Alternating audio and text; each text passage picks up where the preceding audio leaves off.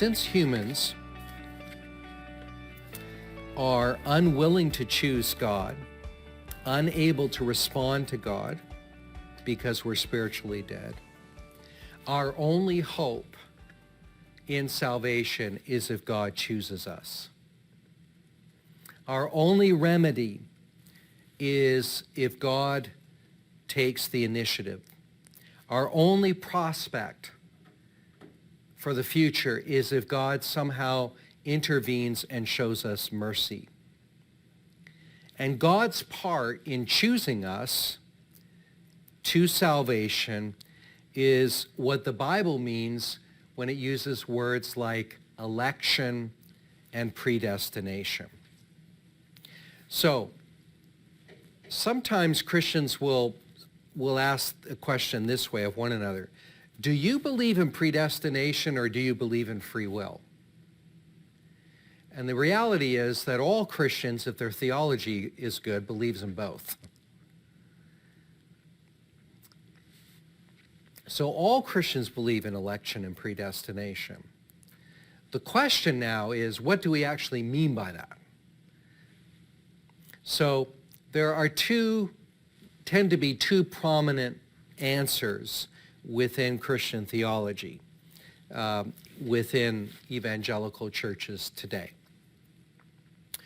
One option is called Calvinism, named after John Calvin, one of the teachers during the Protestant Reformation. He's not the only person that believed this or taught this, but he's kind of the poster boy for this particular theology. So Calvinists contend that God unconditionally chooses some people to be saved, and that all of the chosen will come, and having come will never depart. So God, because we're spiritually dead, we cannot come to God. Because our will is inclined to our own desires, we will not come to God. Therefore, the only hope is if God intervenes. Well, for Calvinists, the intervention means that God comes along and raises you from the dead spiritually. So you are born again. He regenerates you spiritually, and after you're born again, he gives you faith. So faith comes after being born again. Other Christians answer this question differently, and I would put myself in the category of the other Christians. This position is sometimes known as Arminianism, named after Joseph Arminius, another teacher during the Reformation. So Arminians contend that God chooses everybody. He wants everybody to be saved, but that only some of those who are chosen will come. And having come, they may depart. There is the possibility of them falling away at some point. So both the Calvinist and the Arminian agree that divine intervention is necessary in order to come to God.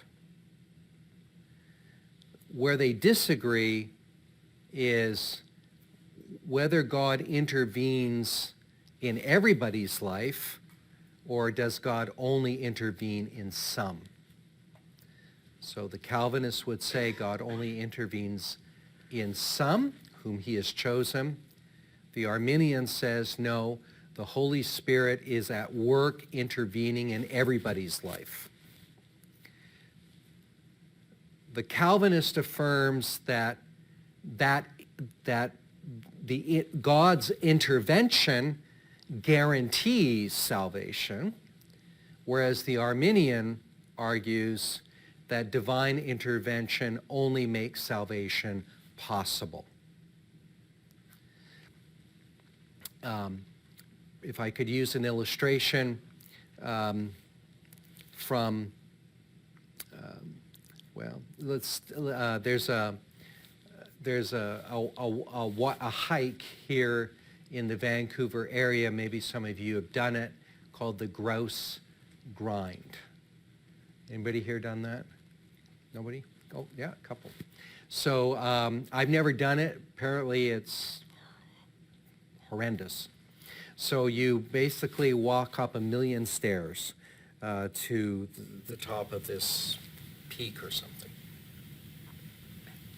Well, let's suppose that you're at the bottom of the hill and you have a backpack on filled with 50 pounds of rocks. And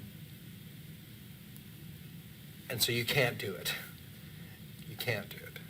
So the Arminian position is what the Holy Spirit is doing is he's working in people's lives to take rocks out of the backpack. So he's nudging, he's pulling, he's convincing, he's convicting, he's answering questions. The Holy Spirit is at work within people's hearts.